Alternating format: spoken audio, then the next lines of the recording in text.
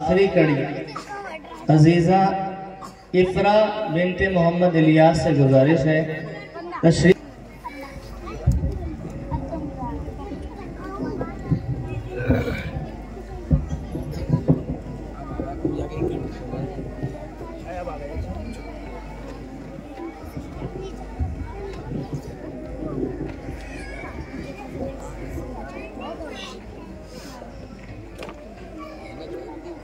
السلام علیکم ورحمۃ اللہ وبرکاتہ۔ الحمد للہ رب العالمین والصلاة والسلام علی عباده الصالحین۔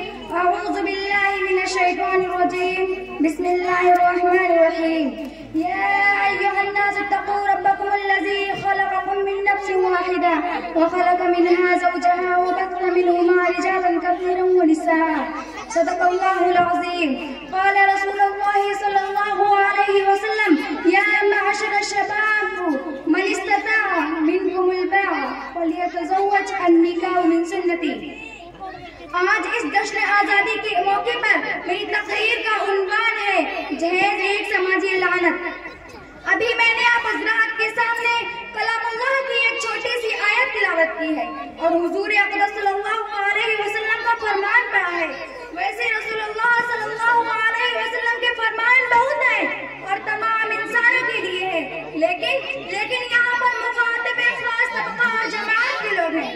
حضور صلی اللہ علیہ وسلم نے فرمایا، اے نوجوانوں کی جماعتوں، جب تم بیوی کے نان نفقہ ادا کرنے کی ہمت اور استطاعت رکھتے ہو تو چاہیے کہ تم شادی کر لو اور ایک شریک حیات تلاش کر لو، اور اگر تم بیوی کے نان نفقہ ادا کرنے کی ہمت اور استطاعت نہیں رکھتے تو تم روزہ رکھو، اس لیے کہ روزہ نفسانی خواہشات کو توڑنے کے لیے بہترین ذریعہ ہے۔ میرے محترم سامعین کرام، حضور صلی اللہ علیہ وسلم کی حدیث بھی صاف اعلان کر رہی ہے، النکاح من سنتی کما قال علیہ السلام۔ نکاح ایک سنت ہے اور شادی انسان کی ایک ضرورت ہے اور سماجی برائیوں کو ختم کرنے کا ذریعہ ہے، لیکن صدیوں تک برادران وطن کے ساتھ رہتے مسلمانوں میں بھی شعوری اور کبھی غیر شعوری طور پر کچھ رسم و رواج عام ہوتے چلے گئے، جن میں سے ایک رسم جہیز کی ہے جسے لعنت کہنا زیادہ مناسب ہے اور وہ مسلمانوں میں پھیل گئی ہے۔ برادران ملت اور میرے نوجوان ساتھیوں، جہیز در حقیقت ایک لعنت ہے جو ہم سے چمٹ گئی ہے۔ ہم نے اس لعنت کو تمدن سمجھ کر قبول کر لیا، چونکہ اس میں عیش و عشرت کی سامان کی فراوانی نظر آتی ہے، مفت کی دولت مل جاتی ہے، اس لیے مالدار طبقوں نے اس کو اپنی نمائش کا ذریعہ بنا لیا ہے۔ دولت مندوں نے اللہ کی دی ہوئی نعمت کو حرص و طمع پیدا کرنے کا آلہ بنا لیا ہے۔ زیادہ سے زیادہ جہیز دے کر اصل دولت کی نمائش کرنا ہوتی ہے، مگر آج اس نمائش نے ہم کو کتنا ذلیل بنا دیا ہے اس کا ہمیں تصور بھی نہیں۔ کتنی لڑکیاں جہیز کے بھیڑ چڑھ گئیں، کتنی بچوں کی شادی نہیں کر سکتے اس لیے کہ داماد کو دینے کے لیے ان کے پاس ٹی وی اور ماروتی کار نہیں ہے۔ حیرت تو یہ ہے، جہیز دینے والی کہتے ہیں ہم کو اپنی لڑکی سے محبت ہے، اگر لڑکیوں سے محبت ہے، ان کی فکر ہے تو ان کے لیے میراث میں حصہ مقررہ اور دین شریعت کے مطابق ان کا حق ادا کریں۔ یہ کیا کہ جہیز کے نام پر مشرکانہ رسمیں جاری کی جائیں۔ حاضرین گرامی، ذرا غور کیجیے، جہیز نے درمیانی طبقے پر زندگی کا قافیہ ترک کر دیا ہے۔ غریب زادیوں کی شادیاں ایک مسئلہ بنا دی ہے جس کی فکر لائق ہونا ہر درد مند انسان کا فرض ہے، اور حیرت اور افسوس تو اس وقت ہوتا ہے جب تعلیم یافتہ اور شریف سمجھے جانے والے لوگ بھی جہیز کی فرمائش کرتے ہیں اور ساری شرم و شرافت بالائے طاق رکھ کر امیر ذاتیوں کی تلاش میں جوتیاں چٹکاتے پھرتے ہیں، اور جس چوکر سے سب سے زیادہ ملنے کی امید ہوتی ہے اسی کے ہاتھوں اپنے کو بیچ دیتے ہیں۔ پہلے دیکھا تھا بازار میں سرم بکتے ہیں، پہلے دیکھا تھا بازار میں سرم بکتے ہیں، آج کیوں شرم نہیں آتی کہ ہم بکتے ہیں۔ تیری عظمت کی قسم مرد کی قیمت ہے یہ کم، تیری عظمت کی قسم مرد کی قیمت ہے یہ کم، مرد بک سکتا نہیں بکتے ہیں مٹی کے صنم۔ سامعین کرام، وہ لوگ بھی قابل مذمت ہیں جو مال و زر کی گنگا بہا کر اپنی صاحبزادیوں کے لیے شوہر خریدتے ہیں، جن لڑکیوں کے بارے میں فرمان رسول اللہ صلی اللہ علیہ وسلم یہ تھا جس نے 3 لڑکیوں کو دینی و دنیاوی تعلیم و تربیت سے آراستہ کر کے ان کی مناسب لوگوں سے شادیاں کر دی، ان کے لیے جنت کی بشارت ہے۔ اب وہی لڑکیاں اپنے ماں باپ کی زندگی کو جہنم بنا دینے کا سبب سمجھی جاتی ہیں۔ ان میں قصور ان شریف زادیوں کا نہیں بلکہ سماج کی اخلاق سوز روایات و رسوم کا ہے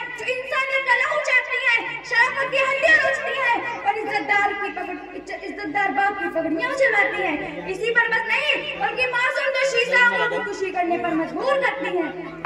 और सबसे बड़े मुजरिम वो लोग हैं जो नाक बंद कर रस्मों रिवाज के खजाने पर कुंडलियां मारकर बैठे हुए हैं। और अगर रस्मों की कोई मुखालिफत करता है तो उसे दस लिया जाता है। जहन्नम देने वालों को इतना दलील किया जाता है कि वो खुद अपनी निगाहों में गिर जाते हैं।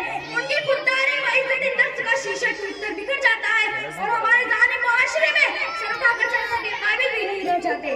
वो सरपरस्तों से आंख मिलाने की बात नहीं कर सकते और उनके सामने इसके अलावा कोई चाराकार भी नहीं बचता कि जहर खाकर हमेशा के लिए सो जाए। हज़रात, उनकी अक्लों पर अफसोस होता है जो ये कहते हैं कि हज़रत सल्लल्लाहु अलैहि वसल्लम ने अपनी बेटी हज़रत फातिमा रज़ियल्लाहु ताला अन्हा को जहेज दिया था। ये जहेज के नाम पर बड़ी बड़ी रस्में ऐंठने का बहाना है, शैतान की सिखाई हुई एक चाल है। अल्लाह के रसूल पर एक तुहमत है कि अल्लाह के नबी मुनसिफ मिजाज और आदिल नहीं थे। वो अपनी बेटी को जहेज देते और बाकी बेटियों को महरूम कर देते। हुजूर सल्लल्लाहु अलैहि वसल्लम की जानिब जहेज के मंसूब करने वाले मफाद परस्तों को मालूम होना चाहिए कि हज़रत सल्लल्लाहु अलैहि वसल्लम की साहबजादी हज़रत फातिमा रज़ियल्लाहु ताला अन्हा के शौहर हज़रत अली रज़ियल्लाहु ताला अन्हु के कफील थे और उनके वालिद हज़रत अबू तालिब रज़ियल्लाहु ताला अन्हु ने आपकी किफायत में अपने बेटे हज़रत अली रज़ियल्लाहु ताला अन्हु को दिया था।